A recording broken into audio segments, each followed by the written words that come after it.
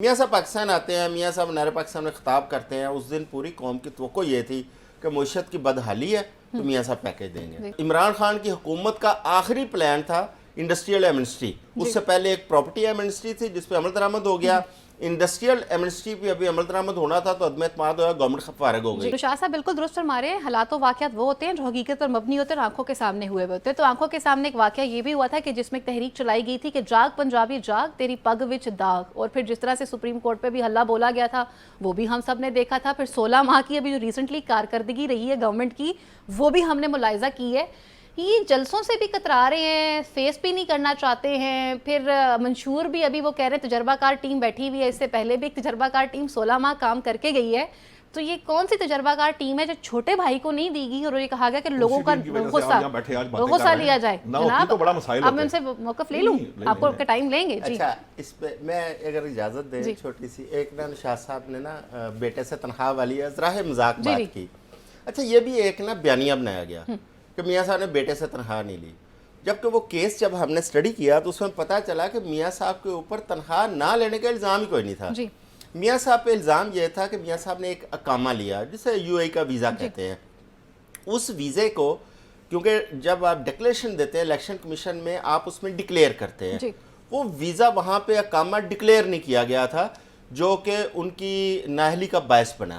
وہ بیسیکلی وہ لیکن وہ ظاہر ہے سیاست کے اندر پھر چیزوں کو چینج کر دیا جاتا ہے. پارٹی صدارت کی نااہلی کے لیے الیکشن کمیشن میں جو بات کی گئی آپ اس کا ریفرنس دیں. جس فیصلے پہ پرائم منسٹر کو ہٹایا گیا، نہیں مجھے دیکھیں نا وہ فیکچولی تو ان کو جس بات پہ فیکچولی ہٹایا گیا یہ اس آرڈر میں جو فائنل آرڈر لکھا گیا کہ ان کو وزارت عظمیٰ سے ہٹایا جا رہا اس میں یہ چیز موجود. میں نے آپ کو ڈکشنری کا حوالہ بھی دیا. ہم اس کے اوپر باقاعدہ فیصلے کی کاپی رکھ کے بات کر لیں گے بعد میں کسی ٹائم کریں گے. اچھا اب اس کے اندر آپ کا جو اصل کویسچن ہے کہ سوری منشور نہیں ہے، تجربہ کار ٹیم بیٹھی ہوئی ہے. اب دیکھیں نا کہ میاں صاحب جب واپس آتے ہیں، میاں صاحب کے اوپر ایک لوگوں کی یہ تھی، وہاں سے ایک اعلان بھی کیا گیا مسلم لیگ نون کی طرف سے آفیشلی کہ میاں صاحب ایک اکنامک پیکج ایسا لے کے آئیں گے. میاں صاحب بہت ساری ملٹی نیشنلز ملکوں کے ساتھ روابط میں انویسٹمنٹس آئیں گی. پاکستان کی معیشت کو 25-30 ارب ڈالر کا ایک بوسٹ اپ ملے گا.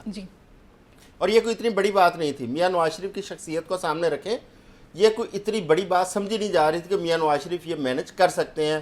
پرانے پولیٹیشین ہیں، وزیر اعظم 3 دفعہ رہے ہیں، تعلقات ہیں دنیا کے ساتھ.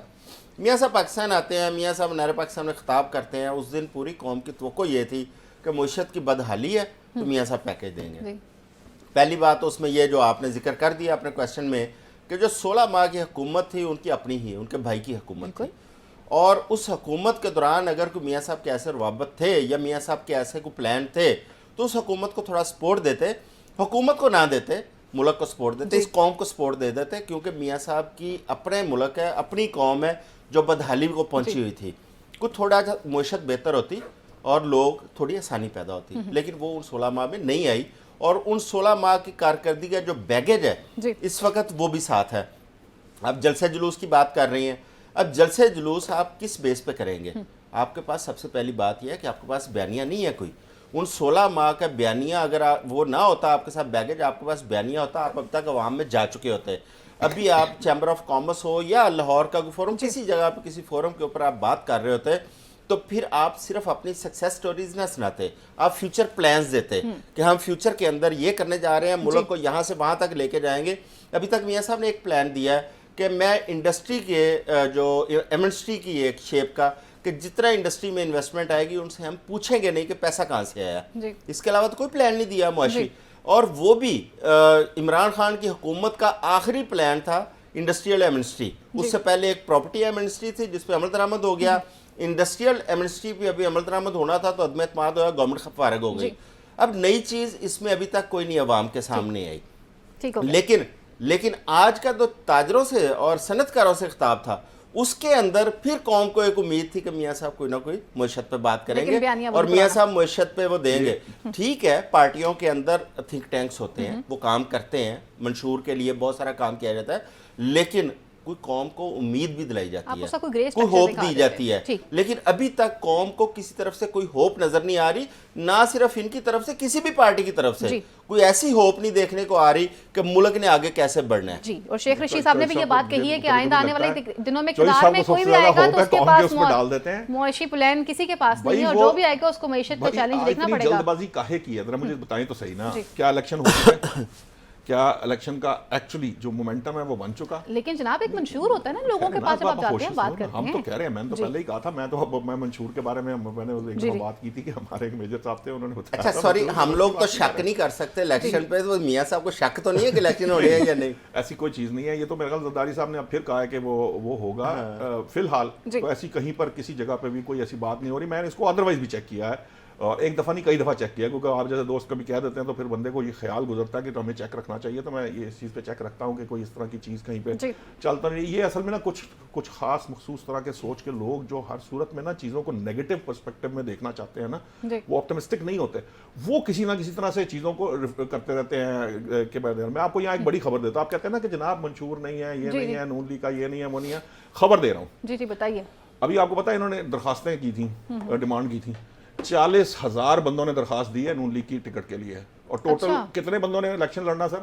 4 اسمبلیوں سے, اور اس سے بمشکل 900,000 بندے نے 40,000 درخواستیں آئی ہیں. یہ میں آپ کو بھی خبر بتا رہا ہوں. یہ بہت اچھی خبر ہے, بڑی لوگ اپنے اس معاملے کے اندر چل رہے ہیں آگے. اب تھوڑا سا یہ ضرور ہے, میں یہ بات چوئی صاحب کی جب بات جو ماننے والی, تسلیم کرنے والی, کہ جب آپ تاجروں سے بات کر رہے ہیں یہ خیال ہے, لیکن میں نے اسی مسئلے کے اوپر جب نون لیگ کے کچھ 2-3 بڑے جو بگ وگز جن کو کہتے ہیں ان سے بات کی, انہوں نے کہا آپ تھوڑا سا صبر کر لیجئے, ہم کوئی بھی بات ہوا میں نہیں کرنا چاہتے. نواز شریف صاحب یہ چاہتے ہیں کہ جو بھی بات آپ کر رہے ہیں پہلے یہ سوچیں جو پاسبل ہو سکے گا اگلی حکومت کے اندر, جو ہمارے کنٹرول میں جو آ سکے گا, اس پرسپیکٹو کے اندر وہ پلان دیا جائے گا, تاکہ کسی قسم کی کوئی پرابلم نہ آئے, لوگوں کو مسئلہ نہ ہو فردر اس کو, یا ہمیں مسئلہ نہ آئے کہ ہم اپنے کیے گئے وعدے پورے نہیں کر سکے. وہ کرنا ہے بہت ضروری, کیونکہ قوم پہلے سے بہت بے چین ہے, بڑی بے قرار ہے, بڑی مجبور ہے. قانونی پیچیدگیاں ختم ہو جائیں گی نواز شریف کی؟